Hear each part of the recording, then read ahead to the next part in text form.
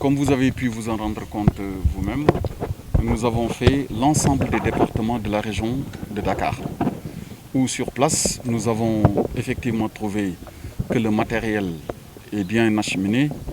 Les autorités administratives à la tête des différentes circonscriptions visitées ont bien confirmé que dans le cadre de la coordination, les bulletins des listes en compétition sont bien vérifiés, leur composition également, et tout le matériel qui doit être utilisé pour un vote normal donc est sur place. Alors ça, c'est le premier volet. Le deuxième volet concerne l'aspect sécurisation pour permettre à tous les citoyens d'exercer leurs droits citoyens, au risque donc de me répéter, et que tout se passe bien. Vous avez donc pu vous en rendre compte.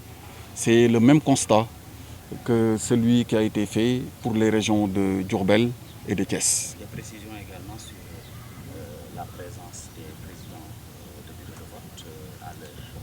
Oui, ça, des instructions ont été données pour qu'en lien avec ces derniers, avec donc les présidents de bureau de vote, que tout puisse être fait comme cela est prévu, c'est-à-dire qu'à 8 heures, que les bureaux soient ouverts et que les citoyens puissent exercer leurs droits.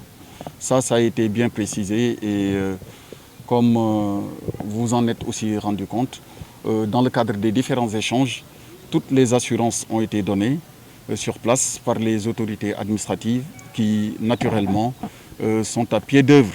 Et je tiens à les féliciter pour le remarquable travail qu'elles font depuis le début.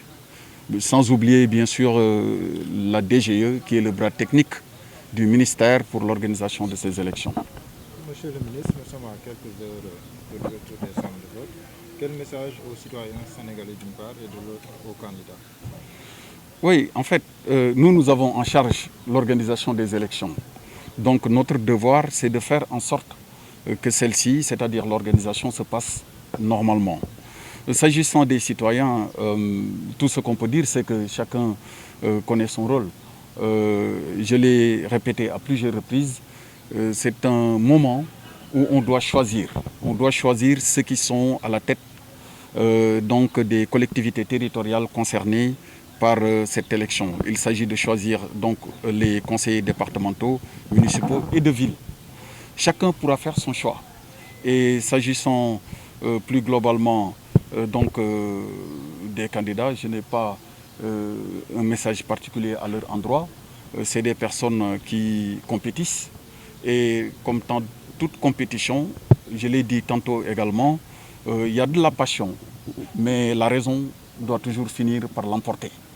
Parce qu'on peut proposer à ses concitoyens d'être à la tête de leur collectivité. Mais une fois que le choix est fait, il faut toujours faire preuve de fair play et respecter les règles de la démocratie, sur la base desquelles la majorité doit toujours désigner, choisir celui qui est à la tête donc, de la collectivité qui est concernée, mais le choix de tout le monde sera respecté, y compris celui qui auront choisi, qui auront porté leur choix sur un autre candidat. C'est ainsi que fonctionne la démocratie.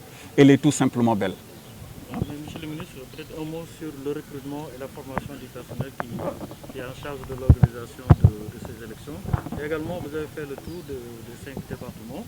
Est-ce que vous avez pu constater quelques manquements ou quelque chose qu'on doit revoir à quelques heures des élections? Alors, ce que je voudrais préciser à ce niveau, c'est qu'en fait, demain est le parachèvement d'un long processus. Parce qu'un scrutin, ce n'est pas le jour J qu'on le prépare. Ça commence depuis, disons, la révision, l'inscription, la distribution des cartes, la campagne électorale et enfin le jour J qui est le jour du vote en tant que tel. Et pendant toute cette période, le directeur général des élections ici présent et les autorités administratives assurent sous l'autorité du ministre de l'Intérieur la formation de tous les acteurs qui sont impliqués. Donc, pour répondre à votre question, le volet formation est assuré pour chaque phase du processus électoral. voilà ce que je voudrais dire sur la première partie de votre question. Et sur la deuxième partie, vous m'avez accompagné depuis ce matin. Vous-même, vous avez pu vous rendre compte par l'ouverture des contenants ou en tout cas des sacs ou des caisses qui contiennent le matériel électoral, que dans le cadre des questions et des vérifications, tout le matériel est disponible et toutes les listes sont disponibles.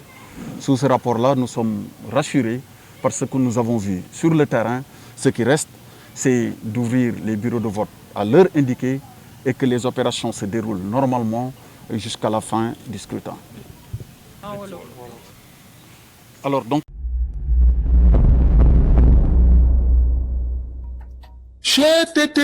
mais yow sa waay yow fu ñu la fekk yaa ngi ci kanamu ordinateur bi wala sa kanamu tablette ba sa téléphone portable lu xew mais damay lire ay information waaw xoolal boo bëgg am ay information yu leer nañ et en temps réel duggal ci www.senegal7.com ay information yu wóor man de maa ngi application Sénégal 7 lépp lu xew dama koy jot ci sama téléphone ci tàng bi te nag application Sénégal 7 am ko yomb na da ngay dugg ci Play Store wala Apple Store nga télécharge ko rek xam li xew ci réew mi ak la xew ci bitim réew te nag dara du la ci umpu. Vous voulez des informations en temps réel? Cliquez sur www.senegal7.com. Sénégal 7, le roi de l'information en temps réel.